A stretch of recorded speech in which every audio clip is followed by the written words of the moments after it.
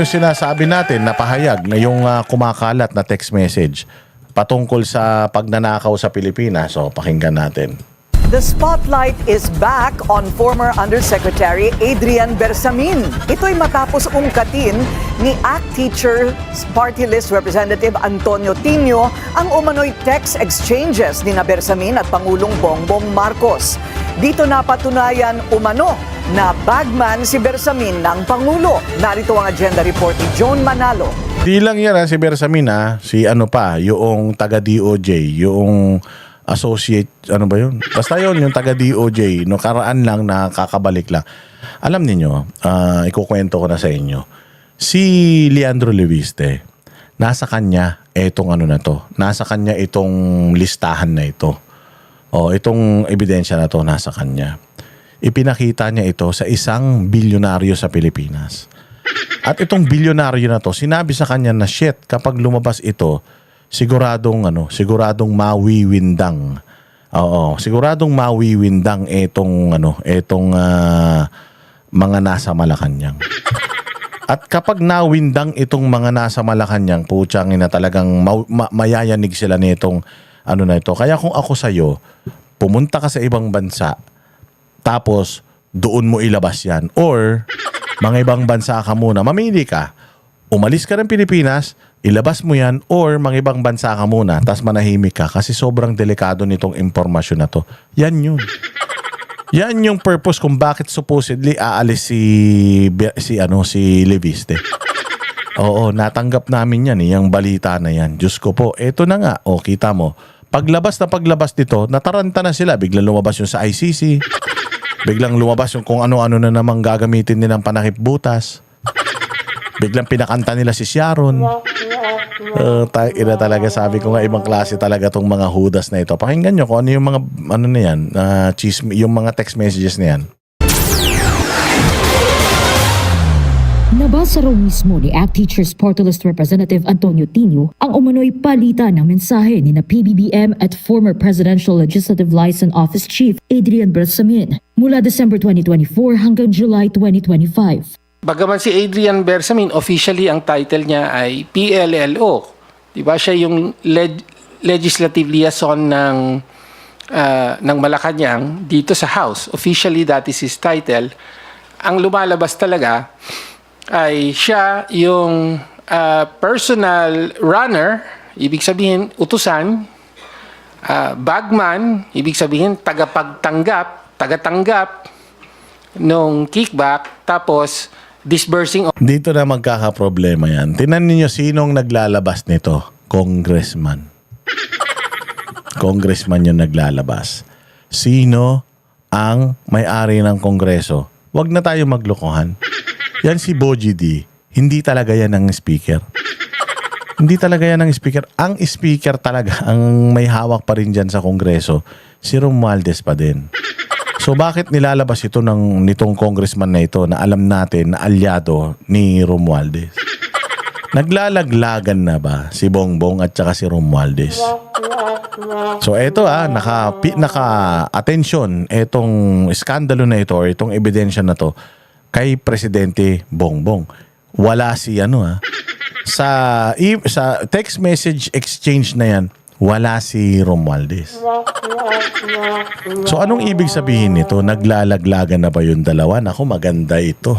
Oo, abangan ninyo. Putang ina, ito na yata yung inaantay natin na laglagan na magpinsan na kawatan. Officer, siya yung nagre-release ng pondo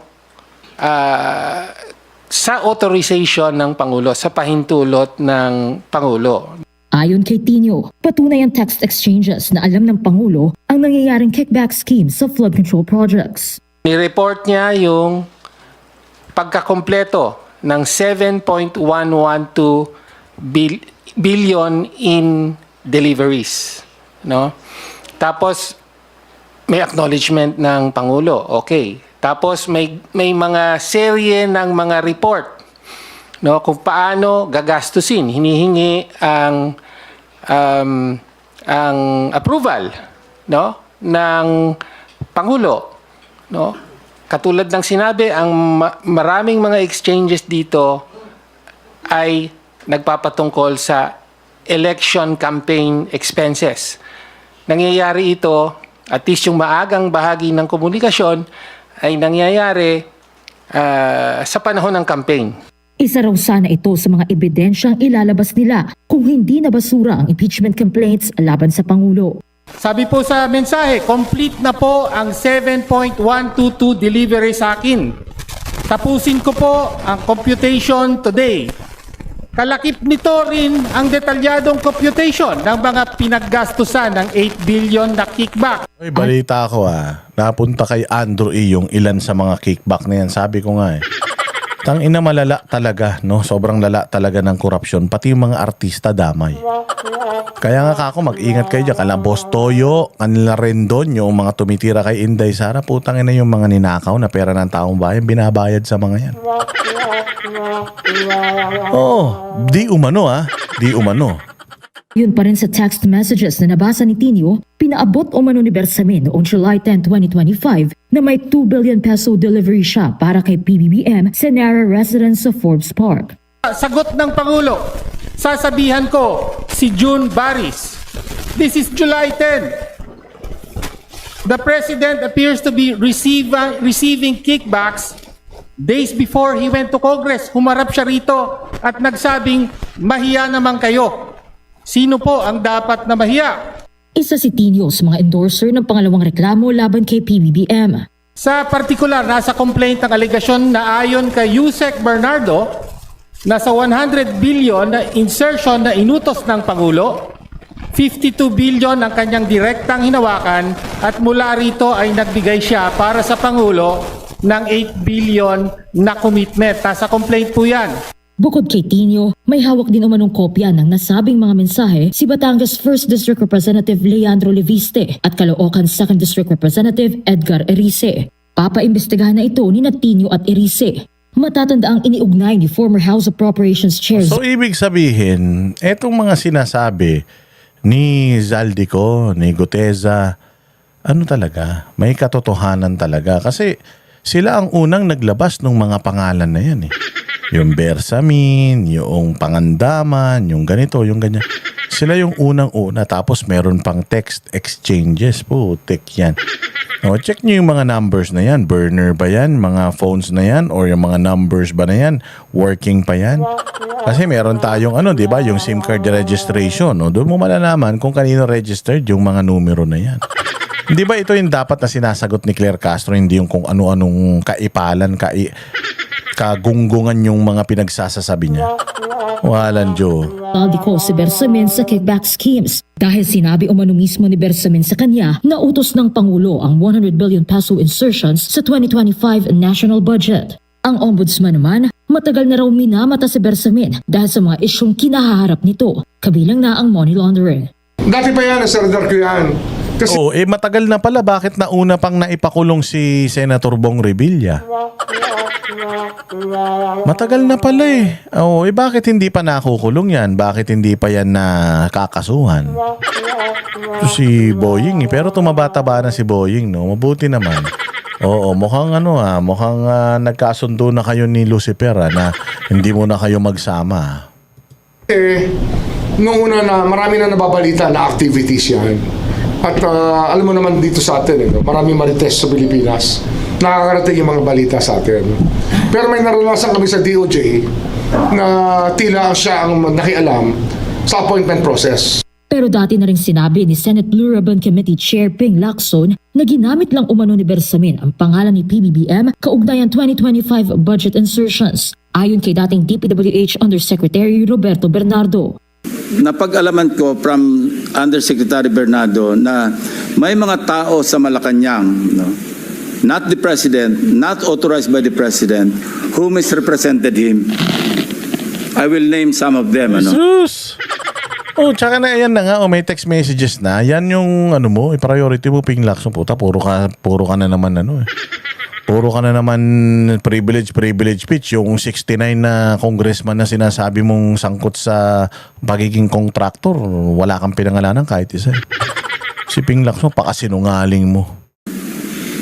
Undersecretary Adrian Bersamin. Ang tugon naman ng Malacanang sa umano'y palitan ng mensahe ni na PBBM at Bersamin, ang anumang pinapahid na isyu ng korupsyon sa Pangulo ay atin pong pinasisinungalingan.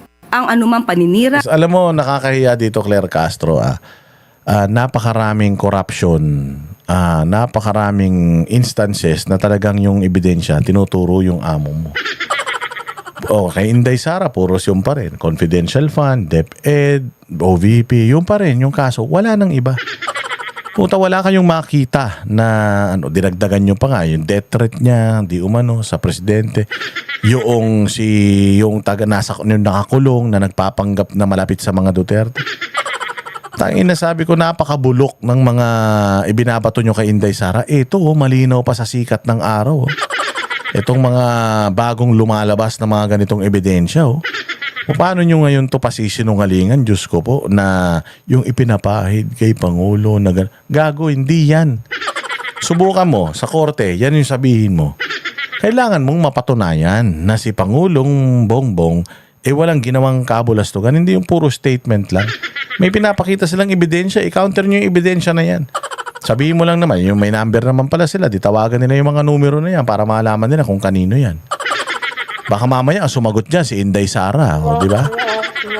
ng walang anumang basihan ay hindi dapat nagamit or magamit na armas para pahinain ang tiwala ng taong bayan sa ating gobyerno.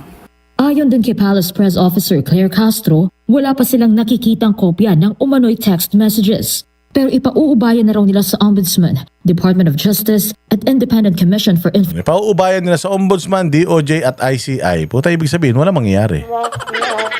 Bakit? Puta, appointee mo si Remulla, Ombudsman. Tapos appointee ni Remulla yung nasa DOJ, di umano. Pare-parehas mga taga Cavite, anak ng tinapay na yan. Kaya malakas ang loob ni Claire Castro na sabihin na ipapaubayan na sa mga ahensya na to. Kampi nila yan. Kanila yan, nilagay yung mga tao na yan dyan sa mga posisyon na yan for this very reason. Ito. Kaya ginawang ombudsman si Boying Remulla para dito eh. Walang Diyo, lokohin nyo, lelang nyo. Infrastructure ang pagsasagawa ng investigasyon. Anyways, mga bossing, ayan. At sana ay nagustuhan ninyo yung ating pinaghirapan ngayong araw na ito. Manatili po kayo nakasubscribe, mag-like, mag-share. At syempre, kung nakakaluwag-luwag naman kayo sa buhay, mag-super thanks naman kayo. Oo, may